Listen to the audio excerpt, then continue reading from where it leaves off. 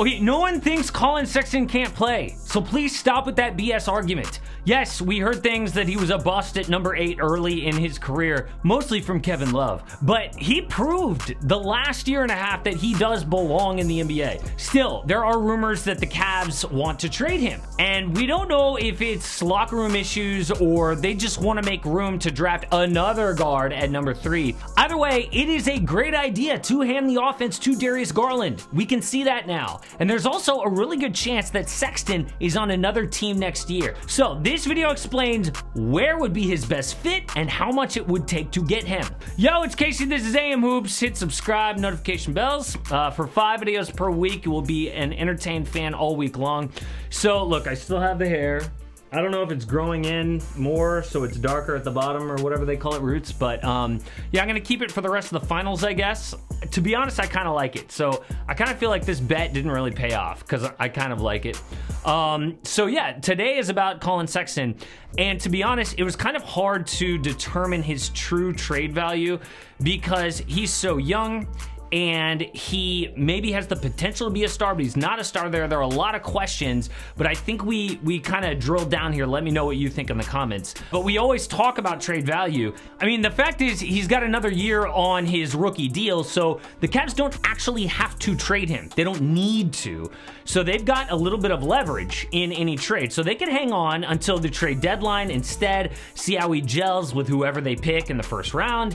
And that means that you're gonna have to overpay to get him before the season starts. Even though Shams reported he's absolutely available, I think it'll take a lot. But don't freak out if you see these trade packages and you think that they're really expensive, because one thing we know is his value is a lot higher than it was his rookie year. I mean, less than a month after he was drafted, some veteran teammates anonymously gossiped to the media saying he didn't know how to play. Then he improved so much that year he made one of the all-rookie teams. Look, there's something to be said about like motivating a guy, but talking behind his back to the media is awful. He took another step the second half of year 2, but year 3, absolutely his best season. He can score at all 3 levels, better than almost anyone at his age. He needed to improve his 3-point shooting. He did. He needed to improve his assists. He did. I'm not saying he's, you know, a pure point guard out there or anything, but he did improve. Then randomly, another hit piece from The Athletic said again, anonymous teammates hate how he plays. We all know Kevin Love is behind these rumors, by the way, and I feel bad for Collin Sexton. Yes, his defense sucks. He doesn't really pass as much as you'd like, but he is improving. Basically, I think Sexton is in the wrong role and that a trade could be perfect for him. He should be a shooting guard or running the second unit as like a Lou Williams level 6th man, which would be really tough for someone his age. So that would be really hard to have him come off the bench, but I think that would be the perfect role. And then maybe he could develop into a full-time point guard. But beyond all that, his biggest problem actually is money, because he does want a max contract, which is insane. And any team that pays him that, including the Cavs, would be screwed financially going forward. It'd be really tough to build a really good team around that, because at this point, he doesn't make his teammates a lot better, and his defense is a negative. Yes, he's an elite scorer, but really that's it. And I've seen Devin Booker comparisons like, oh, you know, he's a great scorer, could use a real true point guard next to him, but that's ridiculous, okay? The max contract demand takes his trade value way down. We know that. Because anyone who gets him has to deal with that next offseason. What are we gonna pay him? So look, he's an imperfect player, but he is young and he is super talented, which makes him, yes, valuable. And he's the best available guy at that age and price. So our first trade is the New York Knicks. And the Knicks deal Obi Toppin and both of their first round picks this year for Collin Sexton.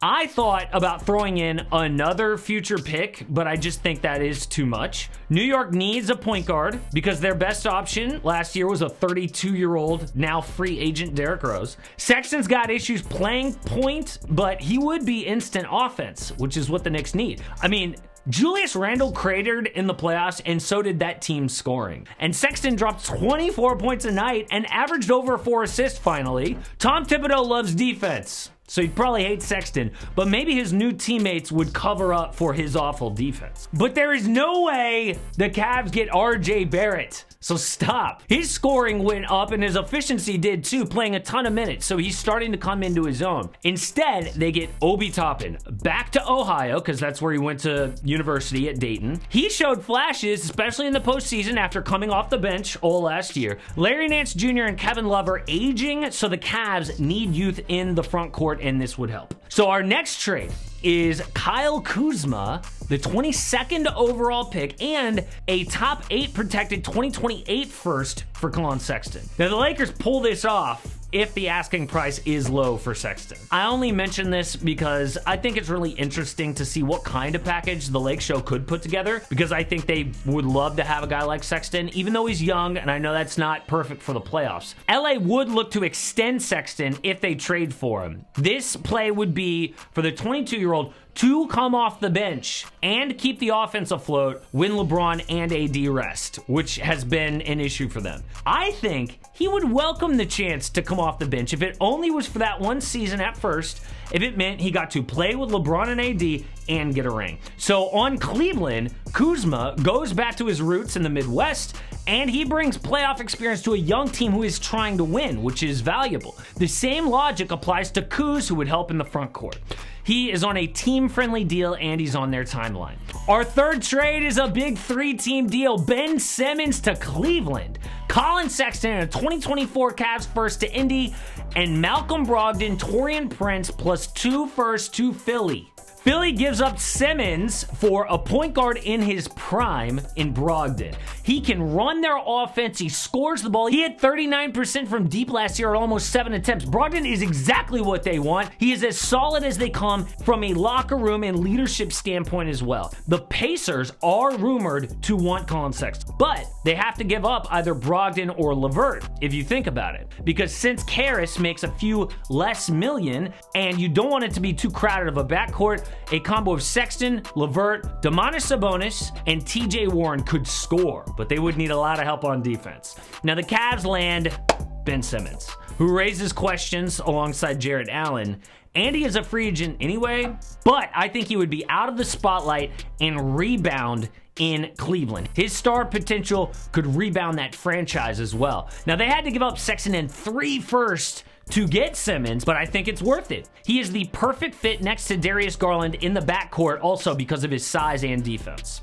Next, Collin Sexton and Kevin Love to the Miami Heat for Tyler Hero and Andre Iguodala. And if you think the Heat are getting a steal here, remember, Love is actually a negative asset. Miami is doing Cleveland a favor taking his money. Now, I'll admit, sending both of those guys to the same team again could hurt the locker room, but Eric Spoelstra and Pat Riley have a way of squashing beef. Love is old, he is injury prone, but also he's like mailed in the past 3 years. He could have a lot in the tank for all we know, and Team USA believes in him this summer, and that's a great sign. Now, the Heat do this for offense. Okay, they had to rely on Jimmy Butler or Bam Adebayo exploding on offense last year every night, with Tyler Hero and Duncan Robinson regressing. Now, Miami needs a lead guard, and they only do this really if Kyle Lowry is unavailable. But Sexton is a walking bucket, and just like similar to LA, look, he's 22, but I'm hopeful for him in the playoffs. I mean, he has got that competitive fire that I think would not back down. The Cavs get Hero, who only actually regressed in his three-point shooting last year. I think he would be a much better fit in Cleveland with an actual shot creator on the perimeter in Darius Garland. The only real question is if his IG girlfriend would be cool moving to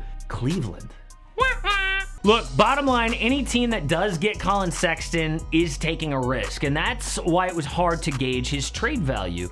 But they also get a 22-year-old who is a walking bucket, who did improve last year, and who could turn into an all-star in the future.